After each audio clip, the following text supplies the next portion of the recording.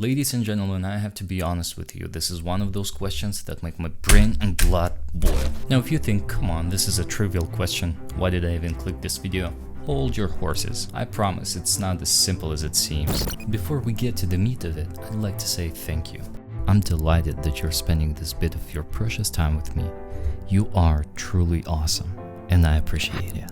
You know what to do. Imagine you just woke up and are now brushing your teeth. What is now? I mean, you finished brushing your teeth and are now drinking coffee. Whatever was the now a moment ago is not now anymore, it's now in the past. And the collection of those past events keeps growing as time passes. You, for example, probably already have 20, 30, 40 or who knows how many years worth of past events behind your back, but you realize that time was already ticking even before your birth. In fact, take any moment in the past and you will realize that there must have been time before that moment as well. After all, why would time start then out of never and for no reason? And just like that, we're finding ourselves in an infinite regress. Just in case you're wondering what on earth is infinite regress, here's the definition. But in even simpler terms, an infinite regress is a sequence of things that has an end but no beginning. If time has always been ticking, then there is an infinite regress of past events. Believe it or not, there is a big problem with that. What? Hear me out. We've established that the collection of our past events is formed by a successive addition of new events. You wake up, you go to school or to work, you come back, and there you have it. Your past has just got an addition of another boring day. Yeah, not everyone's life is interesting. Deal with it. So if the collection of past events is infinite,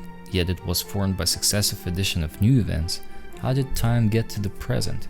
How did we get to the present? That would mean that an infinite number of events have occurred in succession, and that is logically impossible. Infinity is not a finite number, so you can't finish traversing an infinite set. By now you're probably crying in horror. Don't worry.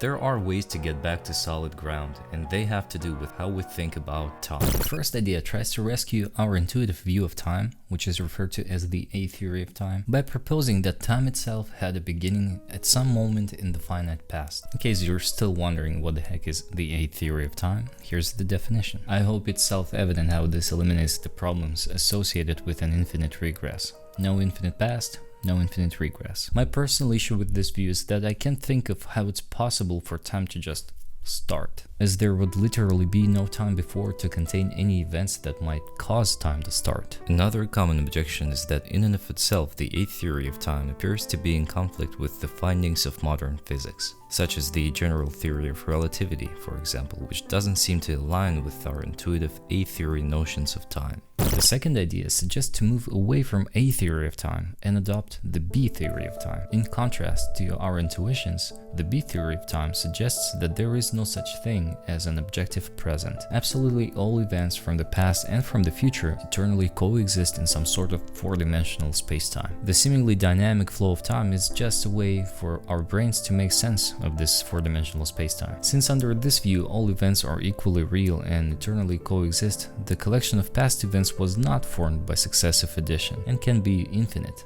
Those events, if it makes sense, are merely temporally prior to the future events, and your now is not more real than your future or your past, just like your here is not more real than your left or your right. This is a temptingly logical view, and it is consistent with the findings of modern physics, namely special and general theories of relativity, which posit that there is no universal notion of present. One observer's present can be other observer's past, even simultaneity of events is relative. Thus, all events are real.